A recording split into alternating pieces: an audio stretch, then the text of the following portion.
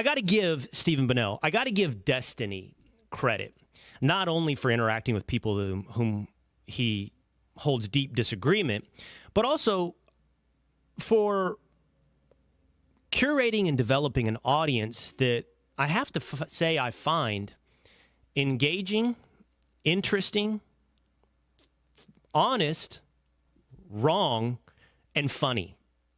We've got a lot of reaction in our YouTube comments from the audience for Destiny, and he has a very active Reddit as well of fans of Destiny. Now, Destiny is a streamer, very popular on the left, who has had many viral debates with people like Jordan Peterson and Ben Shapiro and Candace Owens.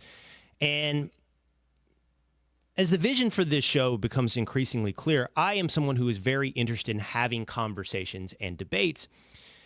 It's obviously part of my past, my career, is part of my personality, as evidenced by being on places like First Take or CNN.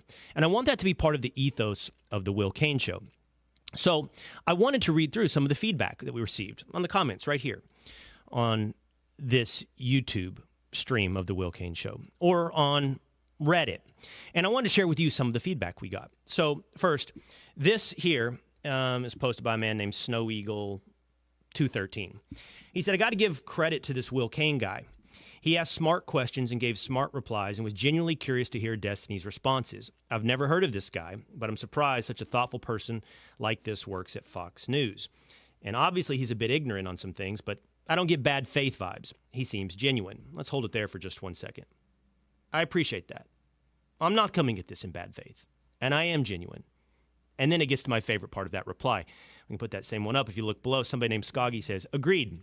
My favorite thing was that Cain gave Destiny huge amounts of space in the conversation. I'm not sure he ever interrupted Destiny at all, and I think Destiny returned the favor as well. But I wouldn't call Cain ignorant, and I wouldn't confuse genuine for being benign. On the right-wing populism topic, Destiny laid out a bunch of different ways Trump is threatening democracy. Cain's response was, yes, I like this change, especially focusing on the middle class. Cain doesn't refute all the dangerous stuff the Republican Party is up to. He endorses it and then reframes it to more palatable aspects of the right. It was a good conversation, and I'd like to listen to another one. Cain is genuine, but we shouldn't forget the substance of what he is genuine about. He genuinely supports Trump and his efforts to destroy U.S. democracy. He believes all of Trump's criminal charges are a meritless witch hunt by the deep state and Biden's DOJ.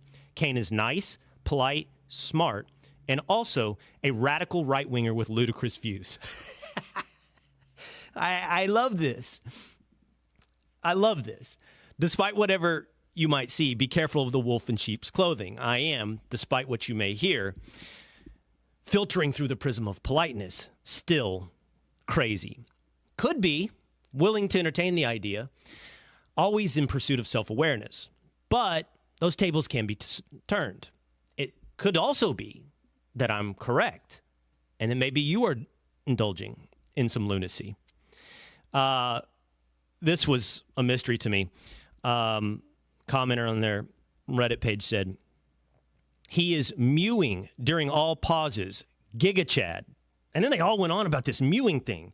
Somebody else said what I'm thinking. What is mewing? This is the only place I've ever heard this term. What meme is this?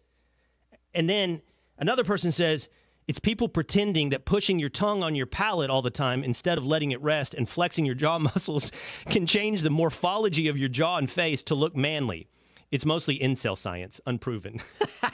But then there was a debate like, who's mewing? Is it me or is it Destiny? Somebody said he's mewing with his chest hair out. Bold move. That would be me. Another said, that's actually just his goatee. Then that would be Destiny. So let me just go back to the control room for just a minute. Young establishment James maybe is more versed in internet culture. Or two-a-days Dan, what is mewing?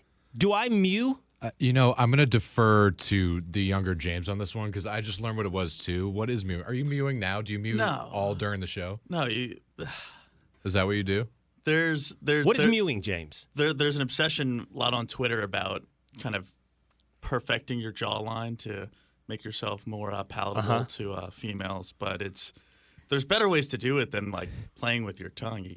And we got Billy over here too. He's laughing at us over here. Hold on. I'm not too well versed. I can see Billy Football in the background. First of all, James, clear your throat. Second, James, you hint there are better ways to perfect your jawline. What would those be? How? Because I'm going to tell you something. Surgery. I might be mewing. I might be mewing without even knowing what mewing was. I might be kind of giving myself that alpha jawline. Yeah, our good friend Andrew Huberman has these little blue things that you could chew on. That works a little better. I've seen those. You could eat less cookies and lose weight. That's probably the best way to do it. Bought it. Genetics Bought sometimes. It. Own the Jawser size. Own the Jawser size. I own it. Bought it off of Instagram. Then I read it gives you lockjaw. So I had to back off. Billy Football over there in the background. Were you familiar? I mean, he can't hear running you, for Congress, and I don't know if this is. You just tell him Billy Football is about to join us. He's from Barstool. He's running for Congress. Billy, I mean, you're going to deal with a lot of important issues of the day, but were you familiar with mewing? So it's actually not even of my generation. I'm 25 years old. It's actually more of like college kids now, high school kids. It's like a TikTok thing. So it's something even new to me, but it has something to do with just like even like doing the pose with like it's weird. It's even weird for my generation. I assume like the actor Timothy Chalamet, like I assume he mews all the time. His jawline is just insane. Or Henry Cavill or something like that. It's crazy. All right. Well, we'll bring Billy Football back on more important issues here in just a moment. But here's another comment I want to throw up. Will Cain is altering his accent to cater to the idiot right. It's so effing hilarious to me. And someone says, he's from Texas. Calm down, Chief. And then someone links to one of my debates with Stephen A. Smith on First Take and says, listen to his accent there. Then watch the video of Destiny's debate with him. It has been 4 years. Your accent doesn't revert or adapt that fast, boss. And then the other rebuttal is, you never heard accents pop in and out? You know what?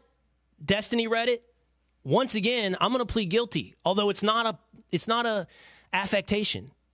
In that time frame, when you saw me destroying Stephen A. Smith, I have now moved back to my home state of Texas. And I think I've learned this about myself. My accent is malleable. But this is the real me.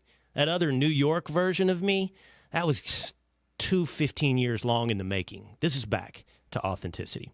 Speaking of First Take, I had a fascinating conversation with a buddy of mine this morning about, truth and how you communicate with people. And I was telling him, when I was on First Take, and a lot of the comments from Destiny's folks were like, wow, when he was on First Take, he was so divisive and he's so different in this conversation with Destiny.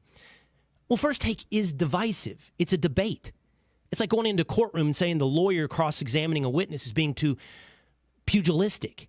It's like, come on. The show starts with, I believe the light was green, and someone responding, I believe the light was red. And by the way, it's not manufactured. It's two differently truly held beliefs. But that's the format of the show. And the conversation with Destiny was more like, I want to understand how you think. I'm going to share with you where I think you're wrong. I'm going to tell you how I think. But here's what I really think. Either way, First Take or a more cordial, searching conversation, this is how you arrive at the truth. And whether or not I think the light was green or you think the light was red, the light was either green or red. There is objective truth. And that needs to be explained to the new CEO of NPR. Watch. The hard things, the places where we are prone to disagreement, say politics and religion. Well, as it turns out, not only does Wikipedia's model work there, it actually works really well. Because in our normal lives, these contentious conversations tend to erupt over disagreement about what the truth actually is. But the people who write these articles, they're not focused on the truth. They're focused on something else, which is the best of what we can know right now. And after 7 years of working with these brilliant folks, I've come to believe that they are onto something, that perhaps for our most tricky disagreements, seeking the truth and seeking to convince others of the truth might not be the right place to start.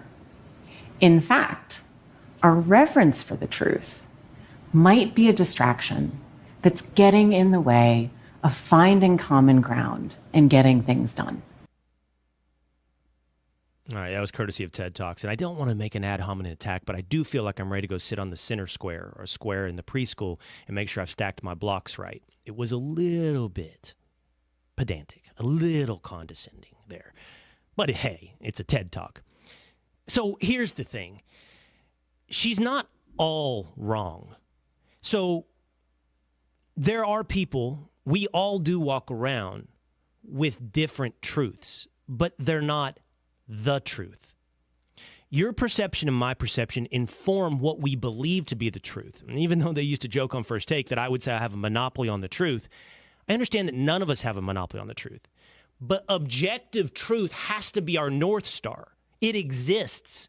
And that's what we are working to understand and move toward. And why? Because if you don't understand reality, you can't change reality. You can't live successfully within reality.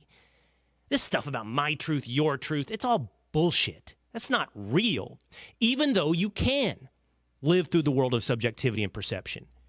But the point is, we understand not only our perception, but others. And this is why I want to have conversations with guys like Destiny. Because here's how it works. Destiny and I are sitting in a diner. Dude walks in with a 45 and robs the diner, right? I see something, he sees something. It's panic. It's adrenaline. And we're probably going to come away with different recollections of the events. I think mine's true. He thinks his is true. But whatever we each think is true really doesn't impact the real truth. There is a truth. Something happened. The light was red or green. He did walk in and then raise his gun. Or he had his gun raised when he walked into the diner. But the point is, the way we get to an understanding of actual truth is by recognizing the humility in our own perception, interacting with other perceptions, not giving in, not false kumbaya, not whataboutism, but using it to inform a closer understanding of objective truth. So that's what I want to do with a guy like Destiny. And I would submit that's what NPR should do, which would mean, by the way, entertaining beliefs of people like me or Billy Football or anybody right of Bernie Sanders. Because right now that's who you are, NPR. You're locked in one perception informed by a left wing of ideology who honestly would look at Barack Obama in 2010 and say, wow, he's alt-right. So maybe for you to understand actual truth, you might need to entertain some other perceptions that help inform your perception, pushing you closer to actual reality in the world.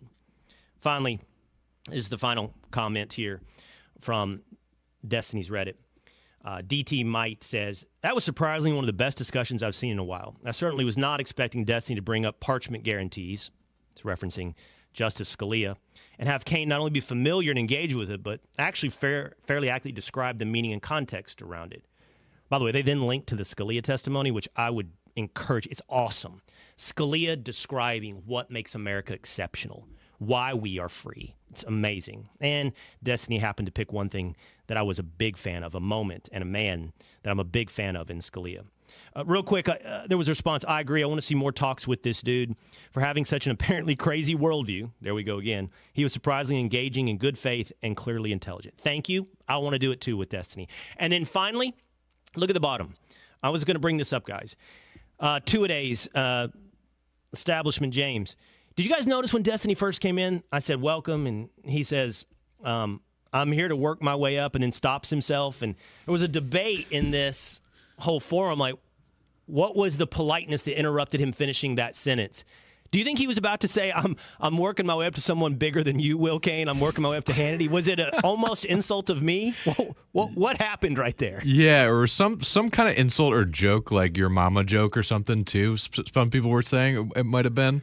Like, or just I'm working up to your mom's house. Yeah, exactly. I saw that so many times on Reddit, so it was really funny, though. Well, here's what I'd say. Bravo, Destiny fans. I think you're funny. I think you're wrong. But I also think you also show a great amount of good faith and interest in working towards the truth. May you all be future employees of NPR.